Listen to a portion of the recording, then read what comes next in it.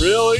What's going on, Bulls Nation? Welcome into the CHGO Bulls Podcast, coming to you live from our studios here in the West Loop, downtown Chicago. I'm Pack Bulls_Pack, Big Dave, bow.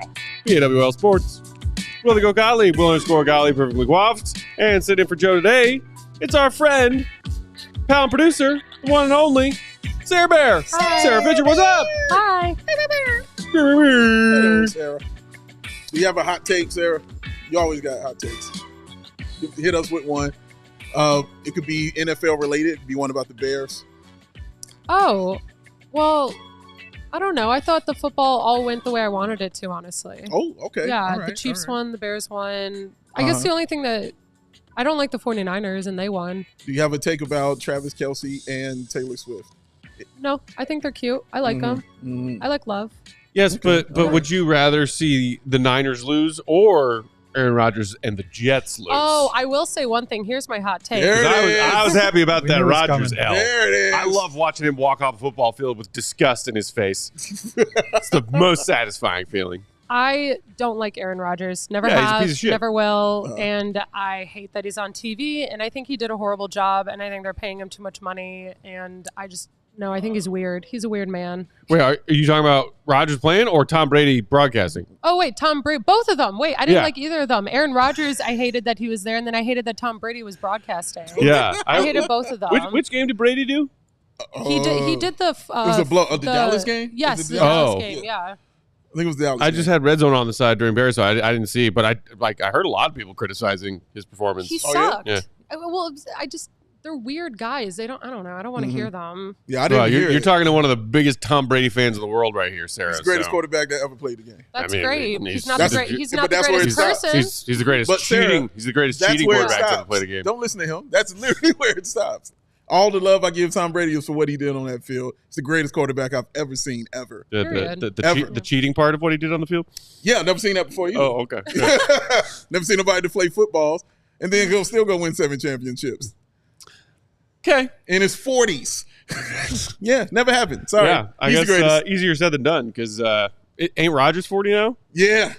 He is not making it look as easy. Beep. Okay, lots to get to on today's show. We are, as Goat just pointed out to us before we went live, 4 weeks away to the day Wow. of the Bulls' first preseason game. That's pretty exciting. 4 weeks from today. So what that means is we are starting our Prove It segments, our player profiles, setting goals for each Bulls player for this upcoming season, and simultaneously to that, we're going to start running through Eastern Conference opponent team previews. Okay. And we're going to start at the top with Tippy the defending champion Boston Celtics.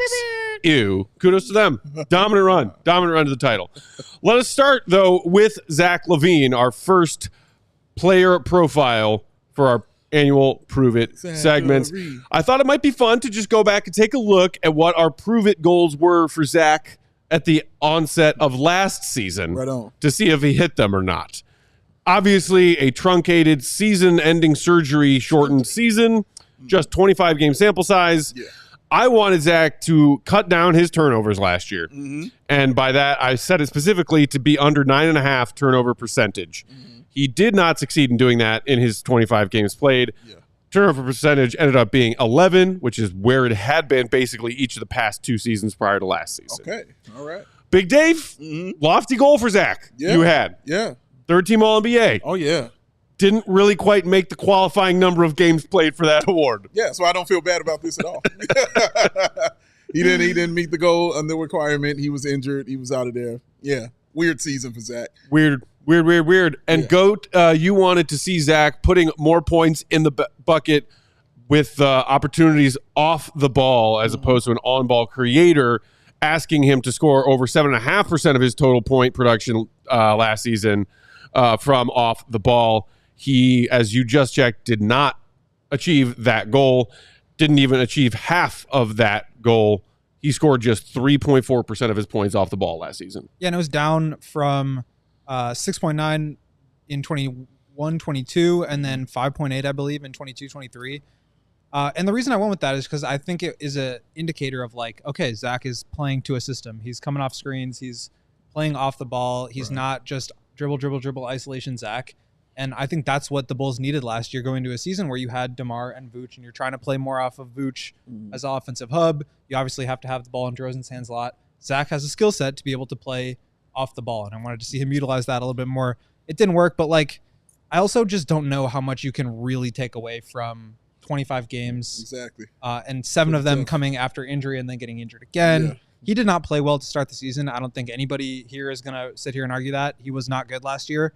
But I also don't know if I can really like knock him for not accomplishing that, because it just wasn't really a season representative of like anything about Zach that we've come to know over the last 7-8 years. No, very true. Everything was weird, literally from game one with Zach LaVine. So, yeah, I mean, having the 51-point outburst, against Detroit, just showing, what he can do. But even coming back and him playing off the ball, it was kind of pouty, playing off the ball. And just the extra pass. He would stay in the corner, make the extra pass, and not take the shot. And, just let guys do things. Then have a game where he's just got like 14 points, 5 rebounds, 4 assists. We know you're better than that. So, yeah, it was just a weird season for him. Really hard to, judge as far as our goals and what we wanted from him. But, it is what it is. And he's coming into this season, and he's about to get some more, expectations placed upon those broad shoulders. Here's the thing. Zach left with injury after, 18 games in the season. The Bulls were 5-14. Well, that would be 19 games, right? Yeah, and I guess he missed one of those games. So, 5-14. He misses that Bucks game, which is the one where the season turns around, the C. Red Fred prophecy.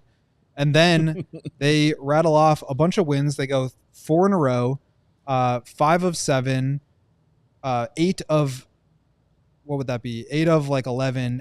And they kind of turn their season around. And then he comes back and they win 3 in a row. I think people forget that. But to your point, Dave, he was not playing the same version. And I think it's like he had to reintegrate into a team where it was like, okay, we can't just go back to what wasn't working before now that you're healthy. You gotta fit in a little bit more. And I think he struggled with that. I think there probably were the trade situation, bruised egos, stuff that we talked about yesterday. For sure. So I think that mattered there. I just want to see, like, is that going to be who Zach is now? Or are you going to be able to find some middle ground where it's like, yeah, you can run to the corner and hit a spot up 3, but you can also come off a screen and go get a bucket in isolation if that's what the offensive rhythm dictates. And I think there's going to need to be a little bit more emphasis on a balance there. I think a lot of that is going to depend on the point guard play as well. Yeah. Because we saw Zach was at his very, very, very best when he had a point guard. Lonzo Ball would get him 6 easy points a game, where Zach wouldn't have to think. He wouldn't have to dribble. Right. It was just right in your hands. Here's a layup. Finding Zach in transition or finding Zach in those rare instances that are now even rarer, where Zach found himself open with a little bit of space on a catch and shoot 3. Or even on the back cuts as well. Right. Those baseline back cuts, he was hitting them there too. So he missed those 6 easy points. That's what gets you your 25 a game. Yeah. Like real smooth and fluid. So we'll see if Giddey can be that kind of guy for him too. Yay! And so, look, we've been doing these Prove It segments at the beginning of the season for, I think this is our 3rd year doing these. And it's usually what this means is this is what we want to see from this Bulls player coming into this season. We would like them to prove this, because this X, whatever it is, that's right, will help the Bulls be a winning team. In this particular instance, with Zach LaVine coming into this specific season, the Prove It phrase carries so much more weight, because Zach has to prove certain things, not just to Bulls fans hoping for W's. He needs to prove certain things to the entire NBA world. Correct. And executives of other NBA teams Correct. who might be looking to improve their playoff-bound rosters at some point mid-season. Without a doubt. That's exactly who right. Zach needs to prove things to. Yeah, I mean, easy. Like, that's exactly right. Like, he has to show these teams that he can be a viable option. Like, I don't want to go too into it because it will cut into my Prove It for him, but he has to show these teams he can be that viable option. And it's going to be a 3. Like, if we're talking a playoff team or something like that, it's pretty much talking the 3rd option. Because usually those playoff teams, at least the ones I'm thinking of, have already got their 1 and their 2 set. Right. if it's a lower tier playoff team, maybe there's a chance for him to be that second option, and we see what can happen. But I've always stated, and I think we both have said this: Zach LaVine as a 2, you're a good team. Zach LaVine as a 3, you're a really good team. Right. You know what I'm saying? So yeah, I'm interested to see what side it falls on. I think the bigger thing is it's not really about is Zach LaVine good or bad at basketball. I think the really reductive conversations and narrative about it has turned into that, and I think that kind of misses the plot. To me, it's can a player who is making a max contract be a team's third best player? And so far, the answer to that is no. Because the way that the new CBA works, teams are not doing that. They're not giving 3 players a max. They're giving 2 maxes, and then they're getting mid-level exception money. They're giving mid to low 20s money, and you're building out your roster that way. So I think it's not just about Zach. I think that the narratives have kind of made it so that it is. Sure. I don't think that's entirely fair. I think a lot of it is just he got a contract in a time when you were allowed to do that. Now the times indicate that you can't do that. So part of it is just this is the situation, and maybe another team will sign a worse contract and want to get off of that, and then they trade for Zach or something like that. I think some of this is Zach. It's time for a change for both sides. Sure. Some of it is, I think, it is kind of the situation at hand right now with the way that the new CBA works, and it doesn't necessarily say anything about Zach other than can he be a number 2 option. I don't know that he can. Yep. So maybe he can, but he's got to get back to it. But my point is that I think right now teams, if we're talking about trades, sure, teams are not looking at him that way. And so regardless of how well he plays, if nobody says he's a number 2, then nobody's going to trade for him because sure, he's making number 2 money. Sure. And I think that's kind of the crossroads that they're at right now. So that's the question I was going to ask. It's not about – so you're basically saying it's not about the basketball, but it's more about the money. I think so. Okay, so it doesn't matter how good, you know what I'm saying? I mean, if he comes out and shows I'm actually the second best player on a championship team, then he's worth that money. And now a team would be trading for him. So I think it does, to that extent, matter how he plays. But whether he's your 3rd or 4th or 5th, it doesn't really matter because teams aren't paying any of those guys that much money. And so I think that's really the issue here. And so often, I think fans confuse teams don't want to build around this guy. It's looking same thing with Julius Randle and Brandon Ingram and even Jimmy Butler to a certain extent now with his extension. Teams don't want these guys because they can't be the number 1 or 2 best player on a championship team. Doesn't mean they're bad players. It's just that's how team construction works. And that's the world that those guys live in. So when you're a team like the Bulls who got kind of handcuffed into paying this guy a max contract, that was fine in that era. It was maybe a little bit more than people would have liked, but that was kind of what teams did then. And now the times have changed and the rules are different. And that's just kind of where the Bulls are stuck. Bulls fan in the comments, kudos to you for getting the YouTube username Bulls fan. How'd you work that? Saying Zach, not the player you give the ball to win the game. He's not a superstar. He's good, but not consistent. Needs to ball out this season for him to be in the trade conversation. And again, that kind of goes into this conversation we're having of how good of the version of the closest to the best version of Zach that we've seen thus far in his NBA career does he need to show, and how many Bulls wins need to necessarily be tied to that. Yeah. When, conversely, as you're saying, Will, how much is it really just about the contract and whether or not it's workable? So we will dive into our specific prove it goals for Zach LaVine right on the other side of this break. More to come, CHGO Bulls. Empire today. Oh, Empire! All they do is floors, no matter what. Hey, old buddy. Yeah. With Empire today, you get shop at home convenience, the right product for your needs, quick and professional installation, and of course, a low price guarantee. Empire today is the best place to get that new flooring. So, of course, they got copycats. That's what happens. But Empire can't be beaten on quality, service, speed. So guess what? The competitors advertise low-quality products that Empire simply won't carry. Empire won't promise the lowest prices. No. Because anyone who does that is putting flooring in your home that they wouldn't put in their own. That is a message, ladies and gentlemen. Empire's philosophy is to help you find what you need, not overwhelm you with thousands of choices and a bunch of substitutes and woozy and a wazi. Not going to do it.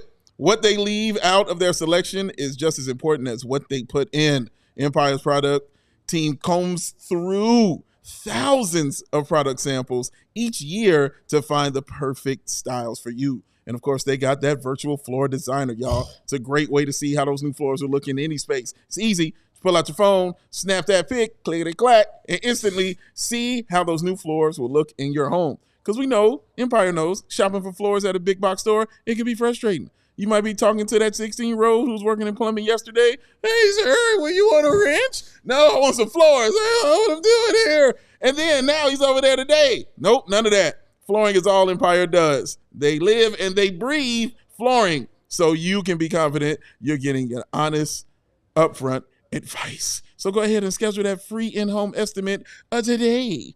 All listeners can receive a $350 discount when they use the promo code CHGO. Restrictions apply. EmpireToday.com/CHGO is where you go for details. 588-2300. Sarah! Empire. Did she say it? I mean, I heard a whisper of an empire. I'm chewing gum too, so I wasn't prepared. I know the jingle though. The Gotta be on your toes, Sarah. Yeah, you know I'm on the toes, Sarah. Gotta be on them. After you take care of your home's flooring needs, and easily and affordably so with Empire, you can reward yourself with what? Some delicious meats from Family Farms. Well done. Their culinary journey is woven with passion, dedication, and a commitment to crafting the finest bacon-wrapped chicken, a timeless delicacy that has tantalized the taste buds since 1974. Join them on their flavorful adventure where every bite tells a story of tradition, quality, and the enduring spirit of Family Farms. And the tradition continues because now you can find Family Farms bacon wrapped chicken even easier. Look for it in the meat department at your local Woodman's, Mariano's, or Burcott's. Craving a taste of home without leaving your home? Check out baconwrappedchicken.com. Maybe one of the best websites in the history of the internet. Or click the link for their Amazon store, which also includes the legendary Rocky Rococo's Italian sausage, and to find out when their new amazing Cajun Nation flavors will become available with an authentic Louisiana bite. Arr! Experience the flavor that's become a family favorite for generations. Visit your nearest Woodman's, Mariano's, Burcott's, or find them on Amazon. BaconWrappedChicken.com. Put it in your face. Yo, as soon as you say, like, when I read that part, it said they tell the tale of that story, I immediately hear, like, Sam Elliott in my head. Immediately. Tell the tale of bacon wrapped chicken. Yeah. Like, that's all I hear immediately. Yeah, if they aren't paying him to do their voiceover stuff, they're screwing up. I mean, you got Matt Peck, though. You got those dulcet tones. Don't quite have the perfect Sam Elliott voice. You want your bacon I wrapped like chicken. your style, dude. Roadhouse. He was in Roadhouse. Yeah. Okay, so let's dive in. I believe we have mine on deck first. Sarah, if you will. My prove it for Zach. I made it a two-parter, but I kept it a very simple two-parter. Okay. And I was coming into this thinking, what do other NBA teams want to see from Zach LaVine this season to make him a player they might want to trade for? Mm-hmm. And I was thinking about the two most useful things that he can do. Prove that he's healthy. Mm-hmm. Shed, I should say, yet again, third, fourth time in his season. This, I think, sometimes misused or mislabeled injury-prone phrase that we hear attached to Zach all the time. Mm-hmm.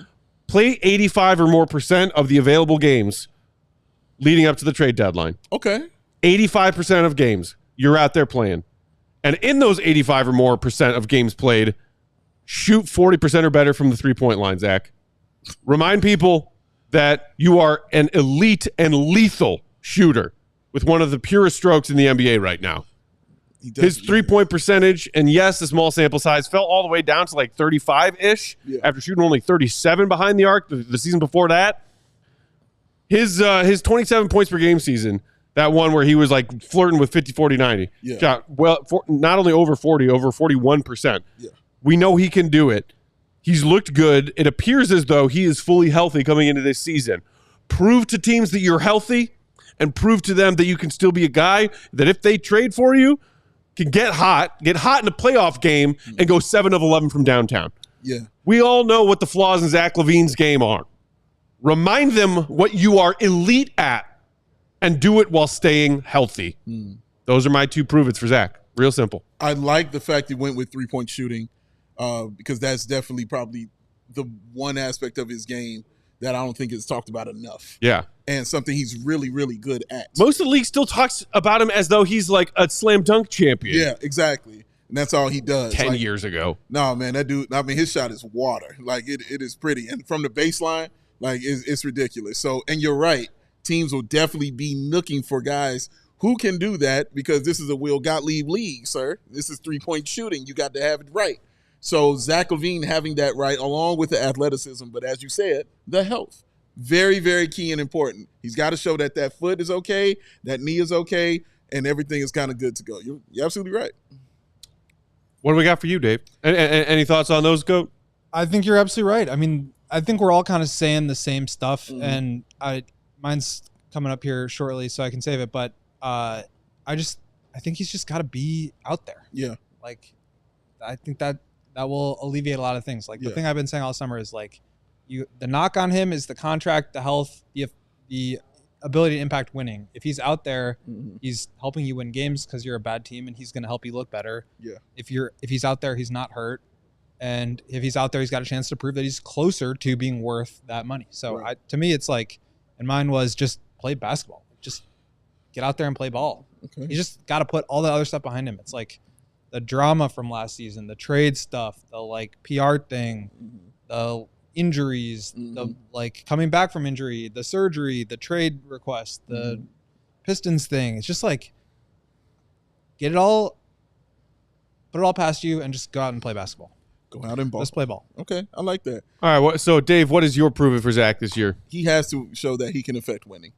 Zach LaVine, unfortunately, in his career, as we talked about a lot, has been on a lot of losing teams. And unfortunately, on those losing teams, he's been the best player on those squads. When he finally got some actual help, he finally won 4 games in a row. We saw the year that he had. He was really, really good. Even that next year, at second half of the year, he was really, really good. He's shown that he can be that kind of guy. But I think teams want to see him also, along with the shooting, along with staying healthy, that he can affect winning when you bring him to the team. Now, of course, when I say this, I don't mean that I want the Bulls to win 30-plus games or anything like that. Here stirring in my seat. You know what I'm saying? What are we talking about here? That's not what I mean. You can still affect winning and still be a bad team. I want to be able to point to the Zach LaVine game and be like, that's Zach LaVine who did that right there. Now, in my mind, if you just go off the top of your head thinking about games that Zach LaVine affected winning, like the first two that probably pop in are the 14 threes in Charlotte and the game in Toronto. Yeah, the play-in game in Toronto 2 years ago, where he just lost his mind and went crazy. And that's it. And when I say affect winning, when I say DeMar DeRozan, you can think of 5 games immediately where he was here with the Bulls and he did that. Think of 5 games in 1 week. That's what I'm saying. Like, you know, the 50-point game, the back-to-back buzzer beaters, you know, the buzzer beater he had last year. Like, he just does that, you know? Even if within a loss, like you saw DeMar DeRozan not be that reason. When we were at the game in Memphis, DeMar DeRozan was losing his mind, you know what I'm saying, in that fourth quarter, going crazy, trying to affect what was going on. You want to see Zach LaVine do that. You have to see him do that on this team right here. Go into that fourth quarter, go ahead and ball out. Even if you come away with that loss, you kind of got that lead down to 1. That was an 8-point lead going into the fourth quarter. They gave you the ball. You dominated. Okay, you walk away with that 1-point loss. Okay, but they'll be like, man, Zach balled out, did his thing. He's got to have that win because right now what you attach to him is I scored 50 points and lost to Detroit.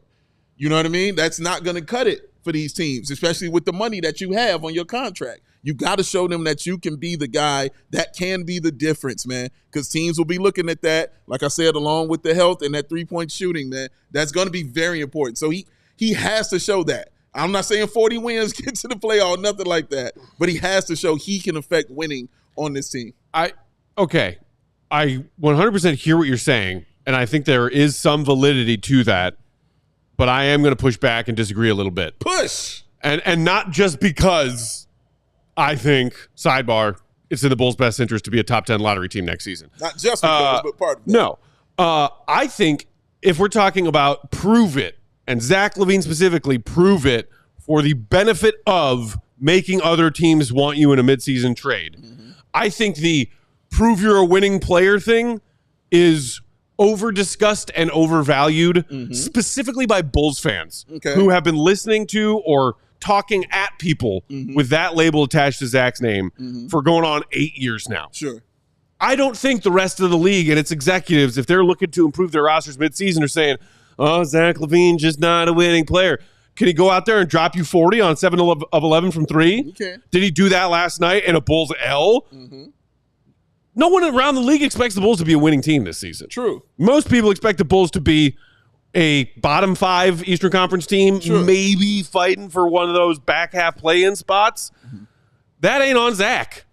And I don't think other teams who might be interested in trading for him, if he individually is playing well this season, regardless of Bulls W's and L's, aren't going to care about Zach finally proving this unprovable notion that he is a winning player when so many of those other factors have been out of his control for most of his career. I hear you, but that's my pushback. I got you. But if you were listening to what I just said, I said even if he does it in a loss and it's not on him and he's the one that comes out and dominates and gets them from that 8-point lead and they lose by 1 or something like that, they can look and say, oh, Zach LaVine did his thing. I just said that. Okay. So I understand that, and I hear what you're saying, and I agree with it. That's why I said it.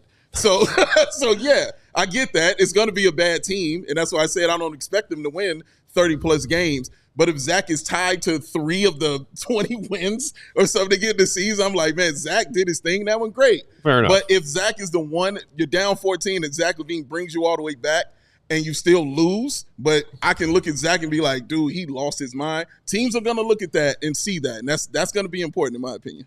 I think, like last year, for example, Terry Rozier was putting up absolutely mammoth numbers with the Charlotte Hornets team that was horrendous. Yeah. And he got traded for first-round pick. So I think it's possible to affect winning on a losing team by playing well. And that's kind of what I'm saying. It's just like go out and play basketball. You do have to fit into the thing. You do have to like be a part of the team. It's not the Zach LaVine show. Not saying that he would think that it is. Like I don't think that was ever really the problem. I think it was like we have no way to win because this team is not very good. Our best chance is to give the ball to our best player and let him create offense. And he's not perfect. He's got some flaws, but like that was their best option for 4 years. Yeah. And that's what he did. And yeah, it impacted his perception around the league. But to me, I think you're able to overcome that. And that's what he did when he became an all-star in the year, by the way, before they traded for DeRozan, before they traded for Vooch and Lonzo and Caruso. So he is able to be a guy who I think has earned the respect. I really do believe that so much of this is just tied to the number that he's making, which again is not his fault. Nobody would ever say, Zach, you should have taken less or, encouraged him to take less so that his perception was better. That's just never going to happen. So I do think that so much of this is just, the downstream impacts of the new CBA. And I think if teams are going to decide that Zach is their guy, it's because they're going to decide that his contract is acceptable and not that they had some like revelation about who Zach is or Zach changed his personality. And Zach is what he is right now. He's been in the league 10 plus years. It's about his contract. It's about, can he just play and stay healthy? We all know he's a good player. It's just about, can teams get on board with that amount of money to me? Like, there's a reason he was on Team USA. You know what I mean? Even with all that losing, whatever that we're saying, like, there's a reason he was there. Teams know, league knows that dude can ball. Like, and that's why he was on the squad. Vaughn in the comments saying his proof for Zach is staying healthy, affecting winning, being an actual vet the young guys rave about, similar to DeMar last year. It's only one DeMar, baby. Pardon me. I mean, yeah, those are some key ones. But by the way, DeMar has the same perception thing too. Right. He's like, and Rob in the comments just said, imagine DeMar being in Zach's spot on those Bulls teams from 2017 to 2020. You think the Bulls are winning exponentially more games? I don't know. I don't know. Okay, we'll put a pin in that. More on Zach LaVine. We'll wrap up his prove it's on the other side of this break. Plus, Boston Celtics season preview. Oh, my goodness. Who do we have up next? Who do we have, Dave? Beer. Oh, I love beer. Like the bill to that, I got that from Sarah when she whispered singing and stuff like that. Shout out to Sarah Bear. Between work, social media, and the choices life throws our way, it's no wonder we're more worked up. But guess what? You just need to embrace chill. See what that cool man over there is doing? Embracing wasn't even thinking about it, just did it. He's right. Just chill. Natural. He's so naturally chill and cool because he's got a Frosty Cold Coors Light. Coors Light celebrates rising above and choosing a chill mindset. Why not turn that rained out barbecue into the Will to Go Gottlieb and Sarah 15th annual karaoke house party? We showing up, Sarah. Karaoke all night. Or, after a tough loss, settle scores with an ice cold peace offering. Make the choice to choose chill, then reach for a cold Coors Light. It's mountain cold refreshment. Because when those mountains turn blue, oh yes, you know what to do. It's as cold as the Rockies. Cold lagered, cold filtered, and cold packaged for a smoother finish. So embrace that chill mindset, and it's always a great time to choose chill and crack open a Coors Light mountain cold refreshment that is crisp and refreshing as the Colorado Rockies. Make the most out of the times to choose chill and choose a Coors Light. Get Coors Light delivered straight to your door via Instacart by going to CoorsLight.com/CHGO Basketball. That's CoorsLight.com/CHGO Basketball. Celebrate responsibly. Coors Brewing Company, Golden, Colorado. Today's show also brought to you by Roback. Quite simply, if you're looking for great fits with polos, with hoodies, for athletic wear, for adventures, for travel, you got to check out their products with the best fits, the best feels. The quality of their gear just speaks for itself. Their performance polos perform better in the heat than any other polo from any other brand. Moisture wicking technology so the polo doesn't stick to you and you've got a nice stretch. Their everyday shorts are also perfect for the combo for a day on the move. They look clean, but use the comfort of an elastic waistband. Love that. With fall right around the corner, what better item to prepare for the season than adding one of their performance hoodies to your closet? They're the softest items they own, and once you put it on, you won't be able to take it off even right now in this late Chicago summer heat. The performance polos are some of the best looking, best fitting performance polos on the market. Collars that never lose their shape. That's something that is a pet peeve when I occasionally do wear a collared shirt, is a collar that bends or folds, doesn't stay in place. These, not a problem. Nice. They've got them all solid colors, classic stripes, and fun prints for you wacky people out there who want a nice polo but want to have a little fun. That's Gottlieb all day. Hey, their performance hoodies are designed for comfort and built for activity, moisture wicking, and breathable fabric. Plus, again, those everyday shorts, you got to check them out. Incredibly versatile. You can wear them with a polo untucked or just with a t-shirt when you're on the move. That elastic waistband for easy comfort and that nice stretch fabric. Clean look, no matter the occasion. Right now, you can get 20% off your first order with promo code CHGO20 at Roback.com. That's RHOBACK.com. 20% off all of their polos, hoodies, and shorts with that promo code CHGO20. That's CHGO20. Make sure to check them out. They will have you taken care of and ready for whatever travels and adventures and activities you have on deck the end of this summer into the fall. Roback.com. Okay, so did we officially get what yours is for Zach Goat with his Prove It? I feel like you were kind of talking around it. Yeah, just play ball. Play ball. Just play ball. You just have like a lot of times a baseball ump go up to Zach I'm looking and at say, numbers, hey. I'm looking at stats, I'm looking at film. Yeah. This one is just kind of simple to me. Just play ball. I like simple, Will. That's good. That's good. Simple Will, Pickle Rick. I get the notion of like, just go play ball. Just go, show that you can impact winning. I think a lot of Bulls fans feel like that right now when they're talking about how, if at all possible, Zach can raise his trade value. Because that kind of like what we're saying, like how much is he really going to after 10 years of sample size of him being one thing, how much can he really change the perception other than just being out there and being healthy? Right. I just think that is what matters here. Yeah.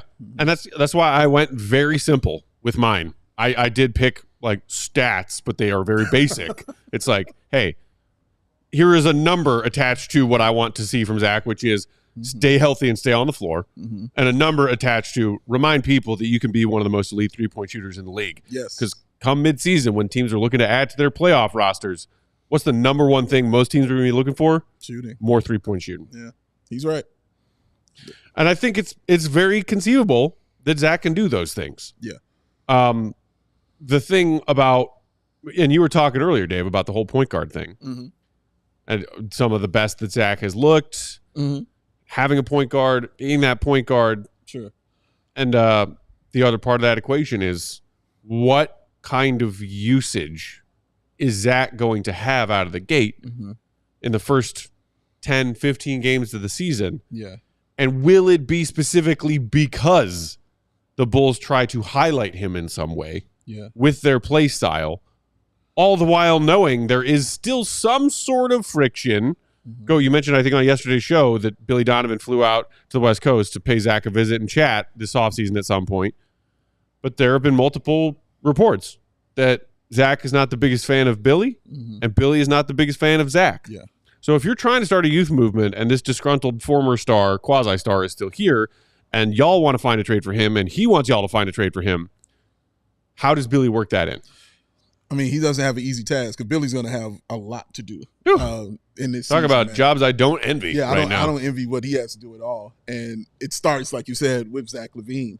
So going there, and Zach is going to have to, again, reacclimate himself to this team, to this new style of offense, because they won't be running the same kind of offense either. So he's got some, and playing, looks like he might be the 3, you know what I mean, on this out here. So he's got a lot to do and a whole lot of new things to learn, all while reacclimating himself to his teammates and what's going on the floor. So I don't envy that, and I don't envy Billy Donovan having to figure out exactly how many touches and things that it's going to be okay for him to get, because you know what kind of good player that you have on your squad. Yeah. So you're like, but at the same time, oh yeah, Josh Giddey's got to have the ball so he can, get everybody involved. What about Kobe White? You want him to get 20 plus a game. You know what I mean? Patrick Williams, I don't want to see a lot of his shots get taken away. He should be having more shots also this season. Vooch wants to get his hands, on a couple of possessions and everything. But how do you do all that and highlight the one guy that you don't know is going to make it through the season on your team? It's a task, like Matt just said. Well, like I don't envy that task of Billy Donovan, man, but I think Billy Donovan is the right kind of guy to have in this kind of situation. Yeah, the more I think about that, and I do think it's a huge challenge, is just like, I do feel like the Bulls are probably going to try to come out and win some games. I think the priority early on is going to be, let's play the veterans. Obviously, Giddey, Kobe, Zach are going to be out there. Vooch is going to be out there.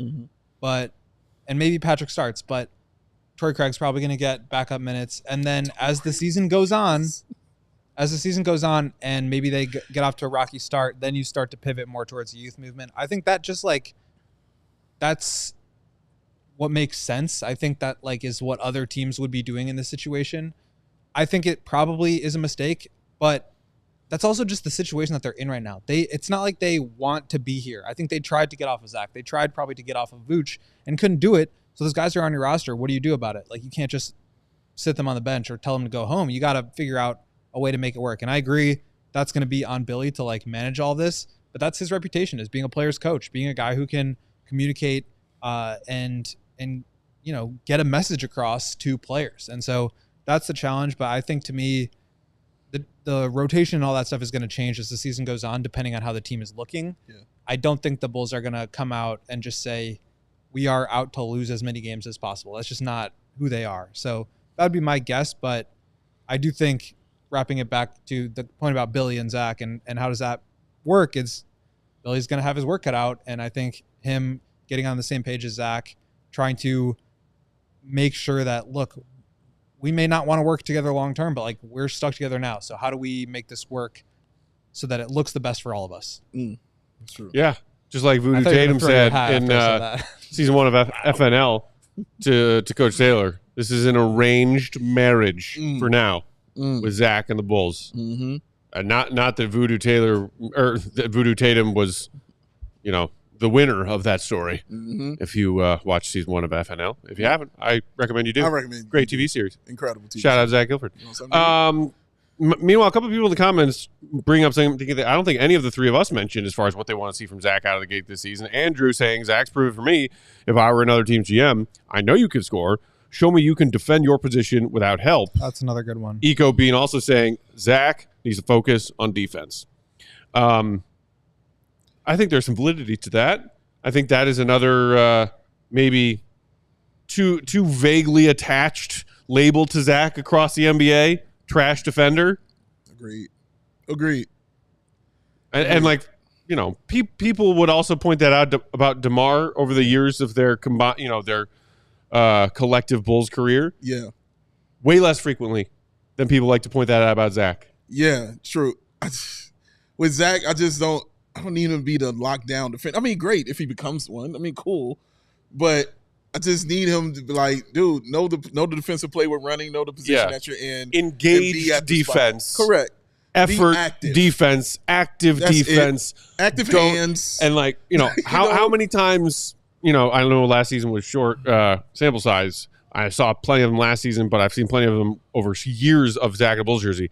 We know he likes to try and get those sneaky breakouts, right? Yes, he does. On a Bulls defensive stop. Mm-hmm. How many times have we seen him try to do that when the rebound comes to his side of the floor? And instead of corralling the defensive board, he's breaking down the other way. Yeah. And it leads to an easy, second chance points opportunity for the opponent. Like just stuff like that on the defensive end. And I think what will change that is guys, they do have guards now who can rebound. We know that it looked great when he would do it when Lonzo was there because Lonzo's getting rebounds and looking down. Now you got another good rebounder in Josh Giddey who likes getting those rebounds and looking up the floor. So it might work out pretty good in that instance for him. I think the most excited I got at any point last season was shortly after the Zach trade quasi-request news broke and then came back briefly from that injury and he grabbed like 11 rebounds in a game. Oh. And I was like, yeah. He's like, good. Yeah. Do that some more. Prove your versatile skill set to the rest of the league. Okay, so that was our first Prove It segment of this late off season. We will continue to do those for all of the major Bulls players for the upcoming season. Now let us shift to the other thing that we're going to be going through the next few weeks as we get closer and closer to training camp and preseason. Looking at each Eastern Conference opponent the Bulls will be facing throughout the season. Starting at the top, the defending champion Boston Celtics. Those four words together just really make my stomach turn. I don't like it. Drink some Coors Light. Thank you. There you go. I got you back.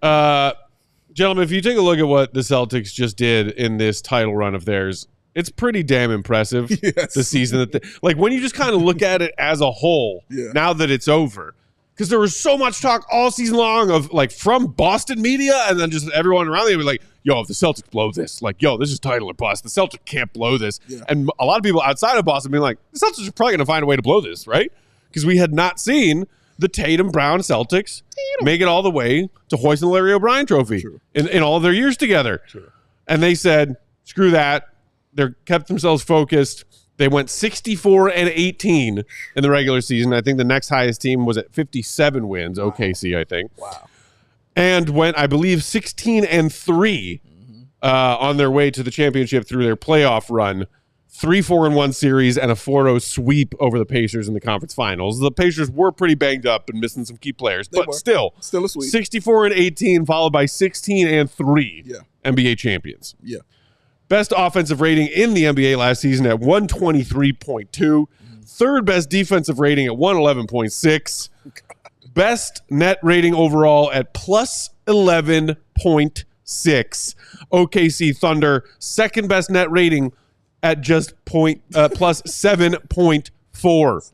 They mopped the NBA last season by the numbers. Yeah, they slapped them around, man. Go ahead, Will. Yeah, and they're built to do that. I mean, they have everything that you want out of like when teams like say, oh man, that team could really use a big switchable wing, like everybody's talking about that at the trade deadline. It's like that's what they're made of. They've got Tatum, they've got Brown, they've got two of the best backcourt defenders in the league in Derek White and Drew Holiday. Facts. They've got shooting, they've got shot creation, they've got rim protection, they've got switchability. They shoot a ton of threes. They understand how to win basketball games through the math, through the strategy, through the game plan, and through the execution. They do it perfectly throughout. And they were able to win a championship despite not having their starting center for a lot of that playoff run because of injuries. So very true. They are absolutely built the correct way. They're kind of like the closest thing that we have to a super team. I don't think any of us would sit here and say that Jalen or Jason are like top 5 players or top 10. Maybe Jason is probably a top 10 player in the league, but they're not like, they don't have 3 of the top 10 players in the league, So I think they've built a team from the ground up. They've obviously drafted really well with Jalen and Jason, but then they've made opportunistic trades to getting guys that complement them, and those guys have stepped up and thrived in their roles. So they've just put together really like the perfect team in a lot of ways, as deep as they are, as versatile as they are, as talented at scoring and defending and switching and all these things we've been talking about. They are just a really, really complete modern basketball team playing at the highest level you can play. Yeah, and another thing, Will, they did brilliantly was the combination of youth, prime, and veteran. Yeah. Like, it was a perfect combination of that they had on their squad. Here's what I found very silly. Like, if I just read this to you, like, NBA champion, finals MVP, 3-time All-Star, All-NBA second team, was like All-NBA rookie second team. That's their second best player. And Jaylen Brown. You know what I'm saying? Yes, that's Jaylen Brown. That's their second best player on their team. They are stacked, and all it was mental for them. Mm-hmm. Can they mentally get over this hurdle? Because that's, God, Jaylen Brown and Jason Tatum have been winning since they walked through that door. They've been deep in the playoffs since they got there. You know, they don't really know anything else but that. It was just about getting that title. And once they got that title, this is what makes this season so interesting to me. What are they going to look like now that they have that title? Because I don't think that they're as respected as champions as most champions usually are when they get one. Mm-hmm. Teams are kind of looking at them. One, they're like, you're in the East. You know what I mean? You kind of got through a lot of teams that were injured. You went up against the Dallas Mavericks. They weren't expected to be there. Yeah. But you guys kind of wiped the floor with them. Like, you didn't really have no adversity. You didn't really go through nothing. I want to see what kind of mental they come out with. So I saw this quote from Joe Mazzulla, which was hilarious to me. Well, he said the phrase defending a title is very passive-aggressive term. If you look at the animal kingdom, some of the strongest animals don't defend. They're the most aggressive, and they attack the most. That told me they're coming for blood. All right? We are coming to kill y'all this season, bro. Mm-hmm. Like, we want this. And I loved hearing that from your head coach, Hunt. Mm-hmm. Come and get these people. That's how we grew up watching the Bulls. Right. You know what I'm saying? It wasn't about defending the title. It's we coming at you, bro. Right. Every single game. It's what you better plan for it. Yeah. We coming at you. So I like where their coach's mental is. I want to see if it's going to move over to the team, man. But, yeah, I think they really want to prove that they belong here for sure. It was a great interview. And shout out to our old buddy Locked On, John Corrales, Locked On Celtics. Did a great job. Shout out. The other quote from Mazzulla that I really liked in that one was the talk about, like, target on our back or whatever. Mm-hmm. And he was like, no, I don't like target on our back. No, I want the target at our front. Right. I want to see that red laser between our collective eyes because we're going to stare it right back down. Yes. Gee, damn it. Like, right. like screw target on our back. We know that there's a target. That's right. And they're pointing right between our eyes. And we love that. That's right. I like it. I mean, like the other interesting factor here is like they brought this all back. Like you were talking about a combination of youth, prime players, vet players, and they are running this back in a way that I think, Bulls fans, continuity was a dangerous word to us and then a disgusting word to us. For Celtics fans, I think you can look at this and be like, okay, yes, Kornette. Hey. Horford, another year older. Mm-hmm. Kristaps, definitely the biggest injury question mark on this team coming into this season. We can get to that in a minute, but like everything else about this, they already got Jaylen Brown wrapped up on his new contract before this. They signed Jason Tatum, if you want to throw up their offseason moves, Sarah. 5 years, $314 million, designated veteran extension. Richest NBA contract in history at the time of its signing. Mm-hmm. Brought back Derek White, one of the most valuable role player pieces / actually kind of just an all-star across the entire league right now on 4 years, $118 million extension. Sam Hauser, another crucial piece, brought back on 4 years, $45. I think that's some good work from the Celtics front office to get him on that deal. And yes, they did bring back our old pal Lou Kornette and Xavier Tillman. They've also added in some two-ways that are sort of experimental and fun names. Mm-hmm. But this is the championship Celtics that are returning this season. Do we think that they can run this back?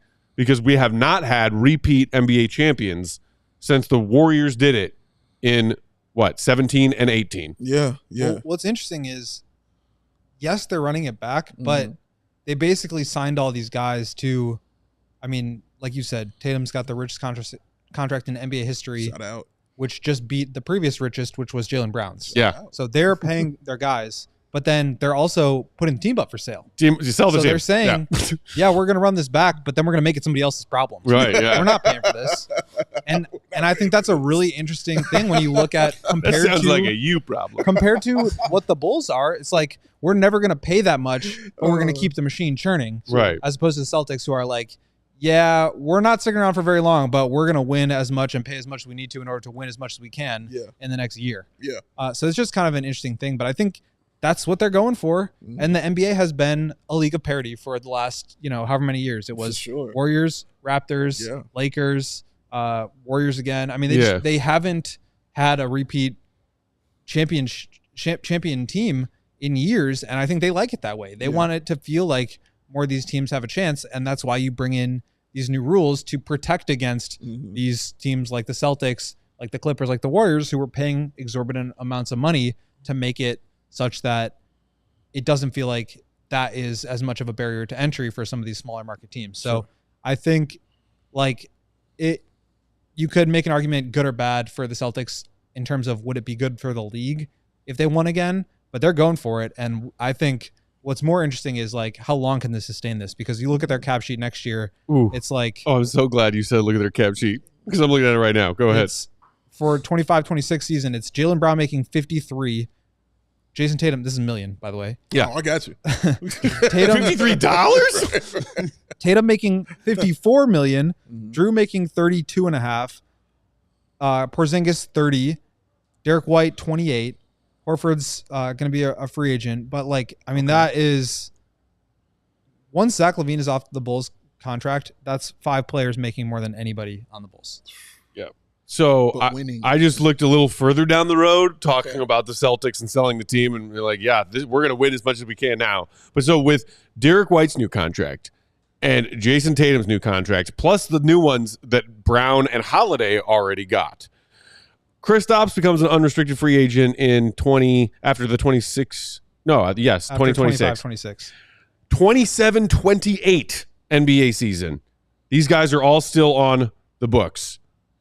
Jaylen Brown, Jason Tatum, Holiday has a player option, and Derek White, who just got his new 4-year extension.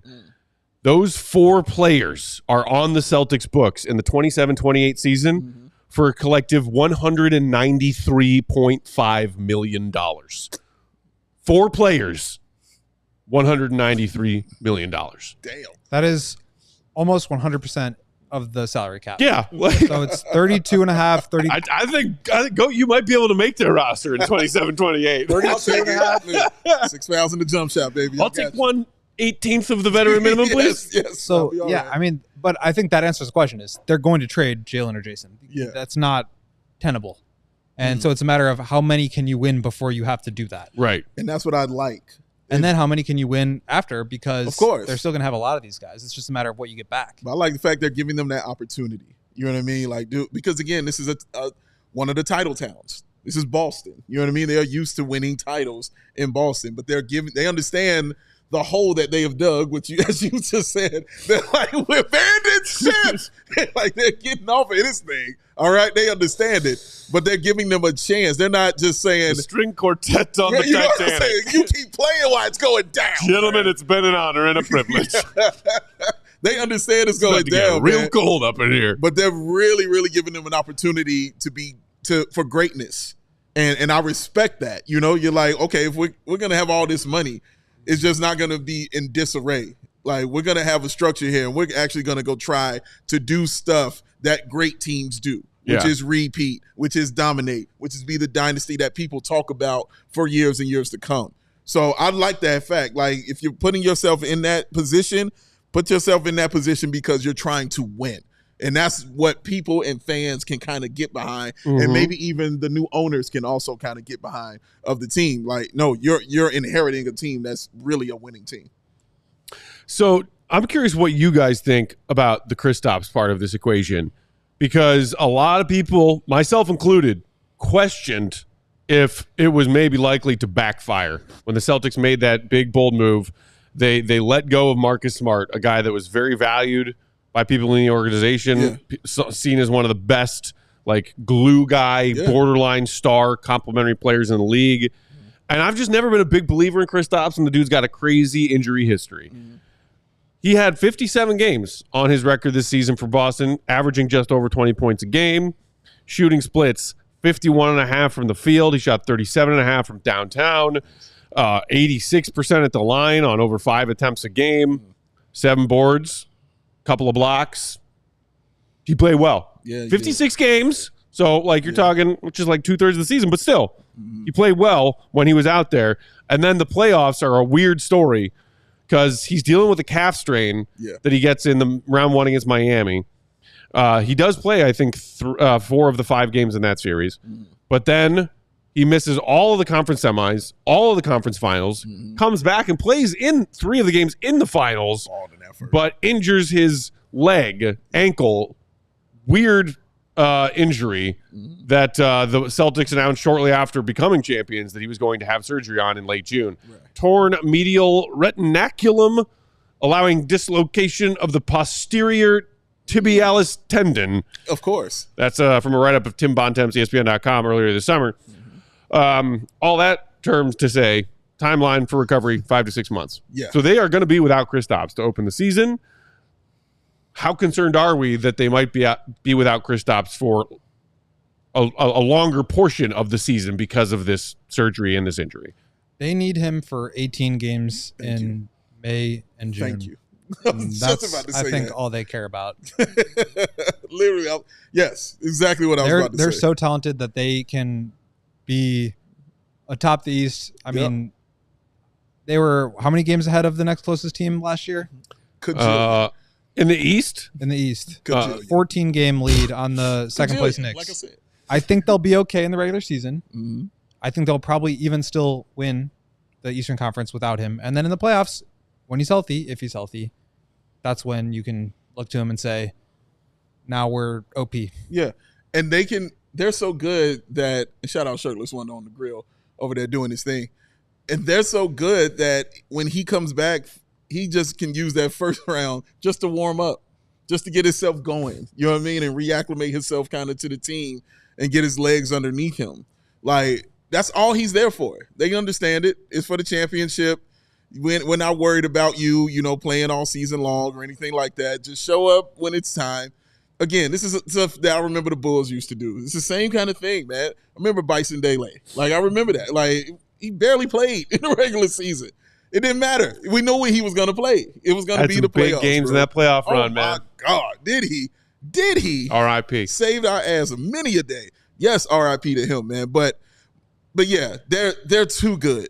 They are built to destroy, and Kristaps Porzingis is not going to stop that in any way, stretch, or form. He's just going to add to that when those 18 games come around. The depth is there. Yeah. I mean, Luke Cornett. What more do you need? Come on, man. The what they got? The eclipse? Is that what they call that? The eclipse? Clearly the runaway favorites yet again this upcoming season in the East, the defending champion Boston Celtics. We'll keep taking a look at other Eastern teams as we make our way through September and the end of the offseason.